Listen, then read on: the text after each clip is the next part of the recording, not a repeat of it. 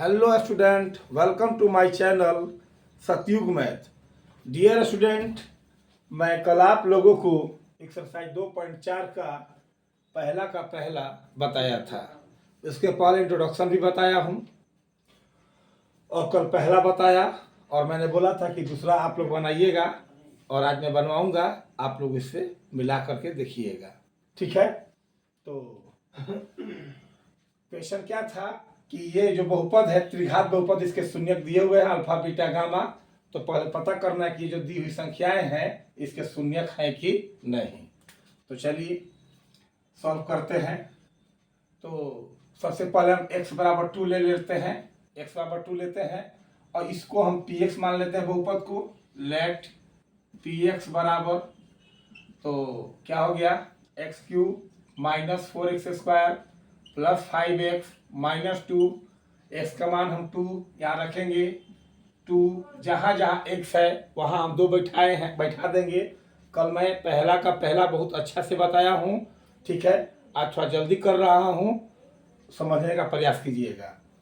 तो x का मान यहाँ 2 का क्यू कर दिया, फिर -4 इंटू एक्स के जगह 2 लिख दिया और स्क्वायर कर दिया, प्लस 5 इंटू एक्स का मान 2 और फिर हो गया -2। अब देखिए 2 का क्यूब यानी 2 दूनी 4 दूनी 8 और माइनस 2 दूनी का 4 4 चौका 16 क्योंकि 2 का स्क्वायर था, प्लस 5 दूनी 10 और -2।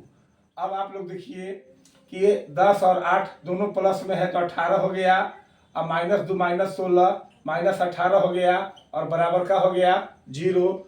तो यह मान इस बहुपद में रखने पर बहुपद का मान 0 आ गया। तो 100% है कि यह मान जो है, यह जो संख्या है इस बहुपद का शून्यक है। तो लिख देंगे यह संख्या बहुपद का शून्यक है, बहुपद का शून्यक है। अब हम क्या करेंगे, x का मान 1 लेंगे। x का मान हमने 1 ले लिया तो क्या करेंगे, p x के जगह 1 रखेंगे और जहां जहां x है वहां हम क्या बैठा देंगे, 1 बैठा देंगे। तो 1 का क्यूब और -4 इंटू 1 का स्क्वायर, 4 इंटू एक्स स्क्वायर है तो 4 इंटू 1 का स्क्वायर प्लस 5 इंटू एक्स है तो इंटू 1 हो गया और -2 हो गया।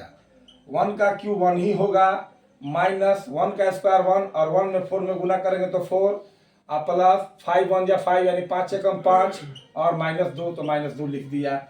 अब देखिए ये प्लस में है, ये प्लस में है तो 5 से क्या हो गया 6 और -2 -4 -6, ये भी कट के क्या आ गया आपका 0।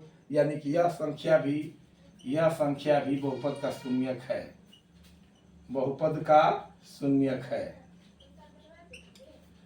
क्योंकि हमें तो पता लगाना है ना कि यह संख्याएं पहले शून्यक है कि नहीं है, और जब शून्यक पता लग जाएगा तब हम उसके शून्यकों और गुणांकों के बीच के संबंध की सत्यता की जांच कर लेंगे।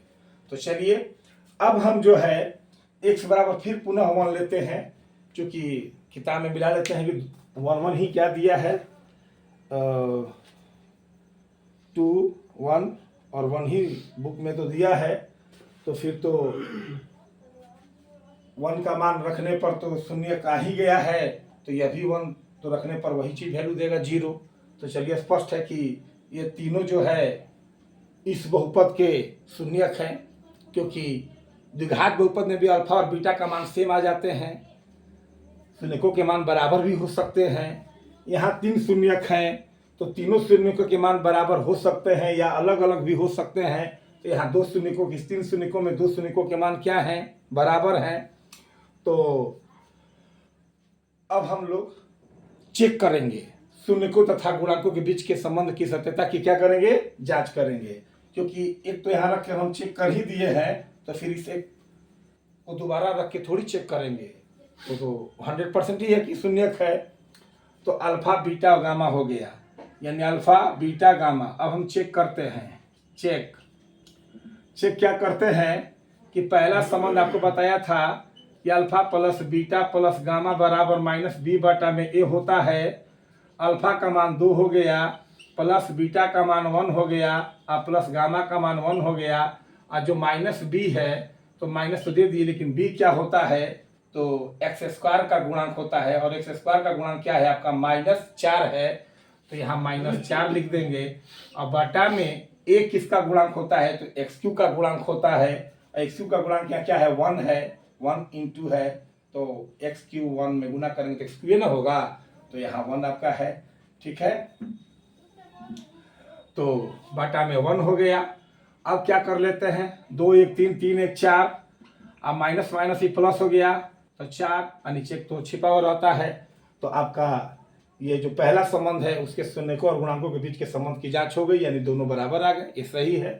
अब दूसरा संबंध क्या है मेरा, alpha into beta plus beta into gamma plus gamma into alpha बराबर, आप लोगों को बताया गया था सी बाटा में ए, तो या अल्फा का मान 2, बीटा का मान 1, फिर प्लस बीटा का मान 1 इंटू गामा का भी मान 1 प्लस फिर गामा का मान 1 इंटू अल्फा का मान हो गया 2, और बराबर सी किसका गुणांक होगा, तो एक्स का गुणांक होगा। एक्स का गुणांक क्या है, 5, तो यहाँ लिख दीजिए 5, और बाटा में ए तो आप लिख रखिए 1, x³ का गुणांक। अब चलिए 2 एकम 2, 1 1 गुना करेंगे 1, फिर 2 एकम 2, अब बराबर ये 5, और 2 1 3 3 2 5 बराबर क्या आ गया 5, यानी दूसरा संबंध भी आपका सही है, सत्य है, यानी गुणांकों और उनके शून्यकों के बीच का जो रिलेशनशिप है वो चेक हो रही है कि सही है। तीसरा होता है alpha into beta into gamma बराबर -b बटा में a, तो अल्फा का मान 2, बीटा का मान 1 देख ही रहे हैं, और गामा का भी मान हो गया आपका 1, और माइनस है तो लिख दीजिए। और d आपका यहाँ ऑलरेडी अचर हो गया यहाँ, तो d आपका -2 है, तो यहाँ -2, और a का मान तो 1 है ही, 2 1 जा 2, फिर 2 1 जा 2, 2 हो गया, और माइनस माइनस प्लस 2 हो गया।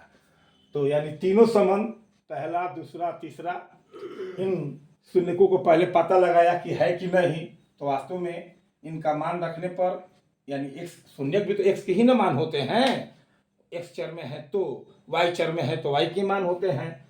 तो x का मान 2 है, 1 है, 1 है, तो रख के हमने चेक किया बारी बारी से, x का मान 2 रखा, 0 आ गया, 100% है, 2 इसका शून्यक है, क्योंकि किसी बहुपद का शून्यक तभी निकालते हैं जब बहुपद 0 के बराबर हो जाता है तब, तो इसलिए 0 हो गया, ये शून्यक है। ये भी रखने पर 0 आ गया, तो ये भी शून्यक है, और वही चीज़ हम यहाँ भी है, इसको रख के देखने की क्या जरूरत है। तो चलिए हमारा अल्फा बीटा गामा मिल गया, यानी तीनों शून्यक मिल गए, और उसके बाद जो तीनों आप लोग को रिलेशन बताए थे कि ये चीज़ होता है कि नहीं, ये चीज़ होता है कि नहीं, ये आपके शून्यक थे और ये गुणांक हैं, तो इनका संबंध देखा गया कि बराबर आ गया, यानी कि ये चीज़ आपका सही है। ये भी एक रिलेशन होता है, ये भी मान रखा गया शून्यकों और ये गुणांकों का, तो ये भी बराबर आ गया, यानी ये भी वैल्यू सही है। और यहाँ भी जो शून्यकों का और यहाँ पर जो गुणांकों के बीच का ये रिलेशनशिप है, तो ये भी रखने पर मान बराबर आ गया, तो ये भी आपका रिलेशन सही है। ठीक है, तो ये लास्ट लिख दीजिएगा चेक पे, और कल मैं आपको क्वेश्चन नंबर 2 जो है सॉल्व कराऊंगा। Thank you so much.